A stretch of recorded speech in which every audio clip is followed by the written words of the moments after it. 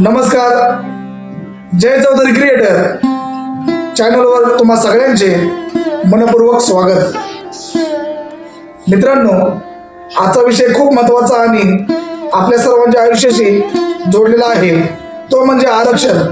आपण यावर अनेक चर्चा ऐकतो, वाद पाहतो, पण यामागे डॉक्टर बाबासाहेब आंबेडकरांची मूळ संकल्पना काय होती आणि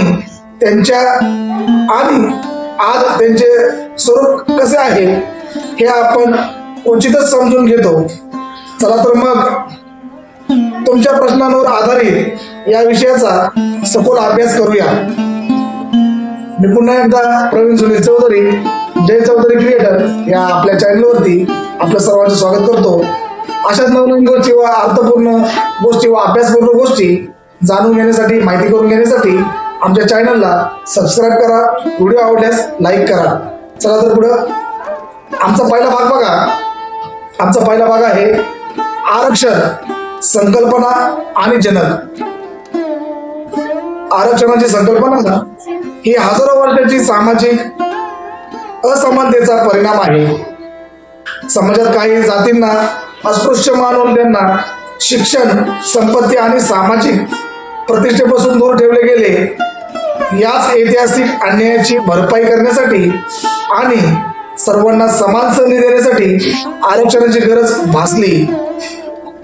छत्रपती शाहू महाराज हे आरक्षणाचे प्रत्यक्ष अंमलबजावणी करणारे पहिले नेते होते. तर स्वतंत्र भारतात डॉक्टर बाबासाहेब आंबेडकर यांनी संविधानात आरक्षणाला कायदेशीर स्वरूप दिले. बघा मित्रांनो, सगळ्यात पहिले जनक कोण आहेत? छत्रपती शाहू महाराज. त्यानंतर स्वतंत्र भारतामध्ये डॉक्टर बाबासाहेब आंबेडकर यांनी संविधानात आरक्षणाला कायदेशीर स्वरूप दिलं. तर आमचा पहिला प्रश्न थेट प्रेक्षकांना आहे, म्हणजे तुम्हाला. बघा प्रश्न आमचा, तुम्हाला काय वाटते आरक्षणासारखी संकल्पना तेव्हा खऱ्या अर्थाने आवश्यक होती का? या आमच्या प्रश्नाचं जरूर तुम्ही कमेंटमध्ये उत्तर द्या. चला आमचा पुढचा भाग बघा. संविधानात आरक्षणाचा समावेश आणि त्याचे स्वरूप बघा. डॉक्टर बाबासाहेब आंबेडकरांच्या मते केवळ राजकीय स्वातंत्र्य पुरेसे नाही, जोपर्यंत सामाजिक आर्थिक समानता येत नाही. म्हणूनच त्यांनी संविधानातील कलम 15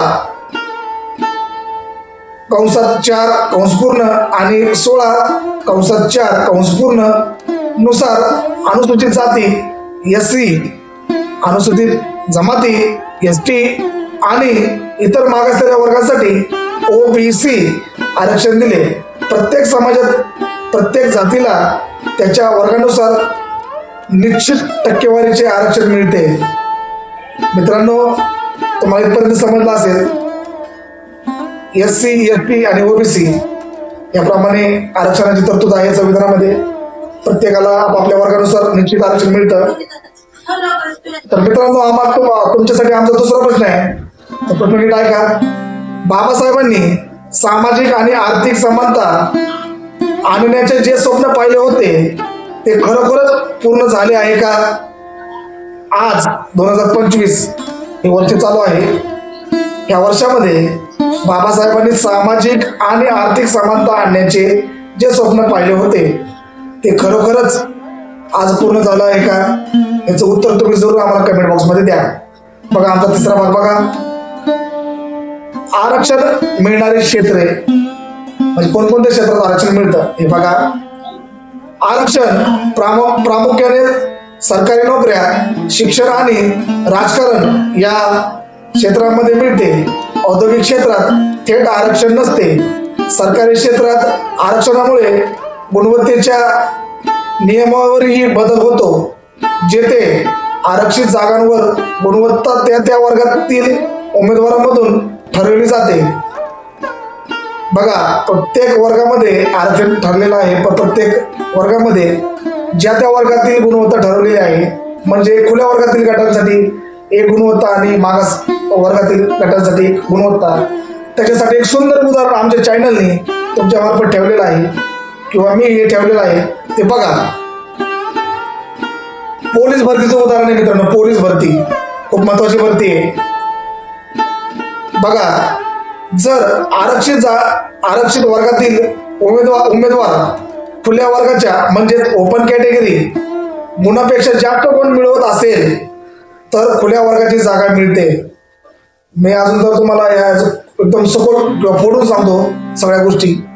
समजा मी मागासवर्गीय आहे आणि कास्टमधनं मी फॉर्म भरलेला आहे आणि 10 जागा भरायच्या आहेत, तर 3 जागा कास्टसाठी आहेत आणि 7 जागा खुल्या वर्गासाठी आहेत. पण मी खुल्या वर्गाला जर समजा उदाहरणार्थ 90% शेवट आहे, 90%च्या वरील खुल्या वर्गातील उमेदवारांसाठी आहे आणि 70% मागासवर्गीय लोकांसाठी आहे, तर मी 90%पेक्षा जास्त गुण मिळवले, मागासवर्गीय असून 90%पेक्षा जास्त गुण मिळवले, तर ऑटोमॅटिक माझी जागा ही ओपन कॅटेगरीमध्ये जाते आणि माझ्या जागेवरती 1 जागा वाढते. म्हणजे की जिथं 3 जागा भरायच्या होत्या ना मागासवर्गीय लोकांच्या, तिथे 1 जागा वाढते. म्हणजे 4 जागा तिथे भरल्या जातील मला धरून. म्हणजे 3 त्या ऑलरेडी तशाच राहतील आणि मी ओपन मध्ये 1 जागा खाईल. ओपन मध्ये जर मी जागा खाल्ली तर 6 उमेदवारांना ओपन मधनं तिथं ते जागा भरता येईल. बघा मित्रांनो, या ठिकाणी बुद्धिमत्तेला आणि गुणवत्तेला इथं किंमत दिलेली आहे आणि महत्व दिलेलं आहे. बघा मित्रांनो, चला पुढे आमचा पुढचा भाग बघा. 4था भाग बघा. आरक्षणाने समाजाचे भले झाले आहे का? बघा, आरक्षणाने गेल्या अनेक वर्षात लाखो कुटुंबाचे आयुष्य बदललेले आहे. अनेक मागासलेल्या कुटुंबातील मुले शिक्षण घेऊन डॉक्टर, इंजिनियर, अधिकारी बनले आहेत. यामुळे समाजातील अनेक पिढ्यांची गरिबी दूर झाली. बघा मित्रांनो, आरक्षणामुळे खरंच मागासवर्गीय लोकांचं बरं झालेलं आहे. अनेक डॉक्टर आहेत, इंजिनियर आहेत, वकील आहेत, शिक्षक आहेत, प्राध्यापक आहेत, खूप सारे लोक आहेत. तर थेट प्रश्न आमचा तुम्हाला आहे. आमचा प्रश्न बघा, प्रेक्षकांना प्रश्न. आमचा पहिला प्रश्न बघा, आम्ही या ठिकाणी 2 प्रश्न तुम्हाला विचारणार आहोत. पहिला प्रश्न बघा, आरक्षणाचा खरोखरच समाजाला फायदा झाला आहे का?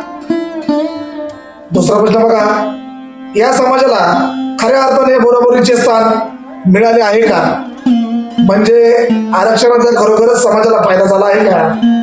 आणि दुसरा प्रश्न आमचा असा आहे की मागासवर्गीय समाजाला खऱ्या अर्थाने बरोबरीचे स्थान मिळाले आहे का?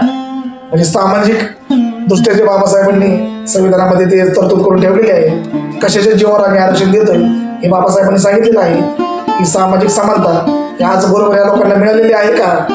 याचं उत्तर तुम्ही आम्हाला कमेंट बॉक्स मध्ये द्या दोन्ही प्रश्नाचं. चला पुढे जाऊया. आमचा 5वा भाग बघा, सध्याच्या घडामोडी आणि मराठा आरक्षण. आजच्या भागातील आपला खूप महत्वाचा भाग आहे. बघा, आजही अनेक समाज आरक्षणासाठी संघर्ष करत आहेत. त्याचे उत्तम उदाहरण म्हणजे मनोज जरांगे पाटील साहेब यांचा मराठा आरक्षणासाठीचा लढा. मराठा समाजाला कुणबी म्हणून आरक्षण देण्याची मागणी केली जात आहे. हा संघर्ष दर्शवतो की आजही काही समाजांना वाटत आहे की त्यांना विकासाच्या संधीपासून दूर ठेवलं जात आहे. मित्रांनो, तुम्हाला खरंच असं वाटतंय का की आताच्या या घडीमध्ये किंवा आताच्या काळामध्ये विकासाच्या संधीपासून या समाजाला दूर ठेवलं जात आहे? असं जर तुम्हाला वाटत असेल तर आमचा प्रश्न तुम्हाला आहे, तुम्ही त्याच्या प्रश्नाचे जरूर उत्तर द्या. त्या उत्तरावरती आपण पुढचा भाग बनवूया. जर तुम्ही आम्हाला उत्तर द्या. प्रेक्षकांना थेट प्रश्न आम्ही या ठिकाणी 2 प्रश्न विचारलेले आहेत. बघा, आजही काही समाजांना आरक्षणाची गरज का वाटत आहे? हा तुमच्यासाठी प्रश्न आहे मित्रांनो. बघा पुन्हा एकदा, आजही काही समाजांना आरक्षणाची गरज का वाटत आहे? आणि आमचा दुसरा प्रश्न आहे, आरक्षणामुळे खऱ्या अर्थाने कोणाचे भले झाले आहे? या दोन्ही प्रश्नांचं उत्तर द्या मित्रांनो कमेंट बॉक्स मध्ये. बघा आमचा पुढचा भाग बघा, खाजगीकरणामुळे आरक्षणाचे भवितव्य. खाजगीकरणामुळे आरक्षणाचे भवितव्य यामध्ये बघा काय म्हणले आम्ही, सध्याच्या खाजगीकरणाच्या युगात सरकारी नोकऱ्या कमी होत असल्याने आरक्षणाचे महत्व कमी होईल अशी एक चर्चा सुरू आहे. अशा परिस्थितीत शिक्षणातील आरक्षणाचे महत्व अधिक वाढेल, कारण गुणवत्तापूर्ण शिक्षण मिळाल्यास मागासलेल्या वर्गातील विद्यार्थी खाजगी क्षेत्रातही स्वतःच्या योग्यतेवर यशस्वी होऊ शकतील. बघा मित्रांनो, किती महत्वाचा संदेश आहे. सरकारी नोकऱ्यात जरी त्यांना आरक्षण मिळालं नाही तरी मागासवर्गीय विद्यार्थी ही आपल्या गुणवत्तेच्या जोरावरती खाजगी क्षेत्रातही यशस्वी होऊ शकते. प्रेक्षकांना आमचा थेट प्रश्न, मित्रांनो याचे उत्तर तुम्ही द्या. खाजगीकरणामुळे आरक्षण खरोखरच निरुपयोगी ठरेल का? याही प्रश्नाचं उत्तर द्या मित्रांनो कमेंट बॉक्स मध्ये. चला पुढचा भाग बघा आमचा. आरक्षणाचे फायदे आणि तोटे. बघा याच्यामधला फायदे बघा काय आहेत. सामाजिक न्याय मिळवणे, प्रतिनिधित्व वाढवणे आणि आर्थिक विकास साधणे, हे 3 फायदे आहेत आरक्षणाचे मागासवर्गीय वर्गांसाठी. आणि तोटे बघा. काही वेळा गुणवत्तेची चर्चा आणि समाजात जातीय फूट निर्माण होण्याची शक्यता. म्हणजे आता मराठा विरुद्ध ओबीसी किंवा इतर मागासवर्गीय समाज ही फुटच पडण्याची शक्यता आहे, कारण की त्यांच्या आरक्षणामधून मराठा समाज काही भाग मागतोय, तर ते देणे न देणे हा त्यांचा भाग आहे. पण हा वादाचा विषय झालेला आहे. बघा पुढे बघा. मात्र आरक्षणामुळे गुणवत्तेचा दर काही कमी. बघा पुन्हा बघा तोटे बघा. काही वेळा गुणवत्तेची चर्चा आणि समाजात जातीय फूट निर्माण होण्याची शक्यता. मात्र आरक्षणामुळे गुणवत्तेचा दर कमी होईल हा समज काही प्रमाणात चुकीचा आहे. गुणवत्ता ही केवळ परीक्षेतील गुणांवर नव्हे तर संधीच्या उपलब्धतेवरही अवलंबून असते. उपलब्धता म्हणजे समान संधीची उपलब्धता. उदाहरणार्थ मला लय सुख सुविधा आहे, म्हणजे मला अभ्यास करायला जागा आहे, ट्युशन आहे, चांगल्या शाळेमध्ये मी शिक्षण घेतलेलं आहे, मला गायडन्स करायला लोक आहेत, सुशिक्षित घराण्यातलं मी आहे, तर मी चांगलंच काम करून दाखवणार ना मित्रांनो, चांगले गुण मिळवणार. आणि दुसरा भाग, माझ्या आई वडील काम कष्ट करतात, बिगारी काम करतात, बाबा हा मजूर आहे, पैसे सुद्धा भरण्याची आमची लायकी नाही, चांगल्या शाळेत ट्युशन घेण्याची लायकी नाही, तर इथून कुठला मार्ग येणार, कुठून काय गायडन्स मिळणार. असू दे मित्रांनो, चला पुढे बघा. आमचा शेवटचा आणि महत्वाचा भाग आहे मित्रांनो, जय चौधरी क्रिएटर या आपल्या चॅनल मार्फत मी प्रवीण सुनील चौधरी एक जनजागृती आणि समाज प्रबोधन करू इच्छितो किंवा समाजाला आव्हान करू इच्छितो. ते बघा, आरक्षण हा एक संवेदनशील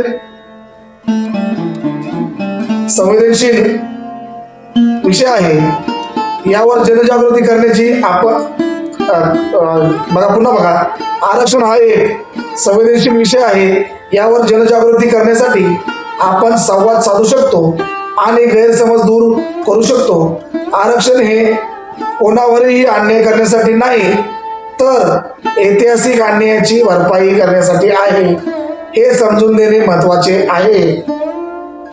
प्रत्येक सुशिक्षित विद्यार्थ्याला, प्रत्येक सुशिक्षित नागरिकाला, मग तो खुल्या वर्गातील असू द्या किंवा मागास वर्गातील असू द्या, दोघांनाही माझं आपल्या चॅनल मार्फत आव्हान आहे की तुम्ही त्या लोकांना किंवा अशा काही विचारसरणी ठेवणाऱ्या लोकांना समजून सांगा, आरक्षण ही मागील इतिहासाची अन्यायाची भरपाई करण्यासाठी आहे.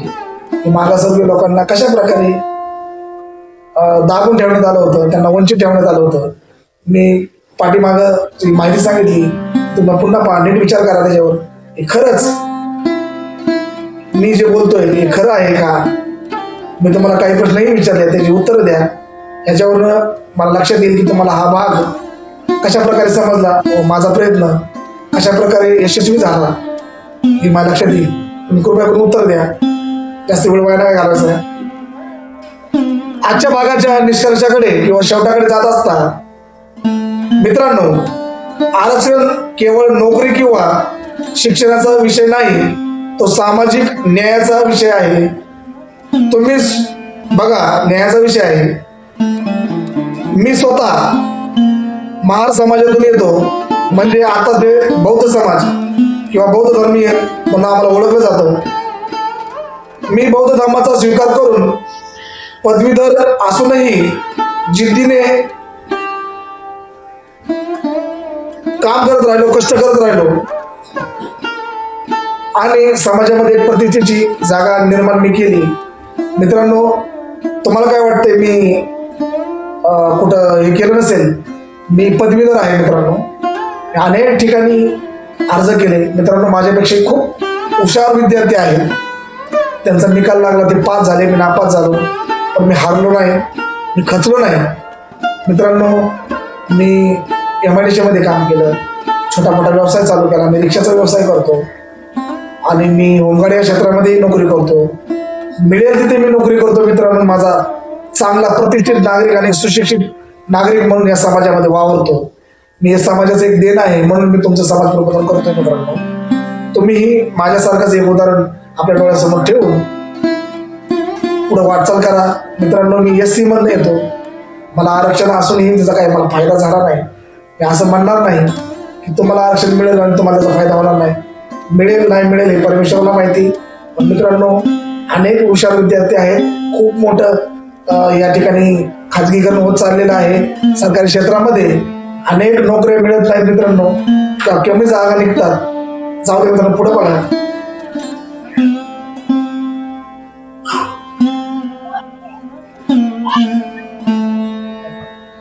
बघा मित्रांनो, आरक्षण हा केवळ नोकरी किंवा शिक्षणाचा विषय नाही, तो सामाजिक न्यायाचा विषय आहे. तुम्ही स्वतः महार समाजातून असून किंवा मी स्वतः महार समाजातून असून बौद्ध धर्माचा स्वीकार करून पदवीधर असूनही जिद्दीने माझा उदरनिर्वाह करत आहे, हे खूप प्रेरणादायी आहे. हे तर आरक्षणाचे उत्तम उद्दिष्ट आहे, लोकांना सक्षम बनविणे, जेणेकरून ते केवळ आरक्षणावर अवलंबून न राहता स्वतःच्या पायावर उभे राहू शकतील. मित्रांनो, माझं उदाहरण ठेवून, डोळ्यासमोर ठेवून तुम्ही आपल्या स्वतःच्या पायावर उभं राहा. आता माझा तुम्हाला शेवटचा प्रश्न आहे. शेवटचा प्रश्न असतो मित्रांनो भागातला. बघा, लक्षात काळजीपूर्वक ऐका. आजही डॉक्टर बाबासाहेब आंबेडकरांनी पाहिलेल्या स्वप्नाप्रमाणे समाजातील मागासलेल्या वर्गांना खऱ्या अर्थाने न्याय मिळालेला आहे का, आणि ते विकासाच्या मुख्य प्रवाहात सामील झाले आहेत का, यावर तुमचे मते मला आमच्या कमेंट बॉक्समध्ये नक्की कळवा. पुन्हा भेटूया पुढच्या भागामध्ये. मित्रांनो, जर आमचा हा भाग तुम्हाला आवडला असेल तर जरूर आमच्या या भागाला लाईक करा, नातेवाईक व मित्रमंडळी यांना शेअर करा. आपल्या चॅनलवर कोणी प्रेक्षक जर नवीन असेल तर सबस्क्राईब करा. अशाच अर्थपूर्ण गोष्टी तुम्हाला पाहाव्यास मिळतील. पुढचा भाग मी जरूर घेऊन येईल. तोपर्यंत आम्हाला रजा द्या. तुम्ही तुमची काळजी घ्या, समाज प्रबोधन करा. मित्रांनो, हा जर भाग तुम्ही व्यवस्थित पाहिला असेल तर तुम्हाला सर्व गोष्टी लक्षात येतील. धन्यवाद.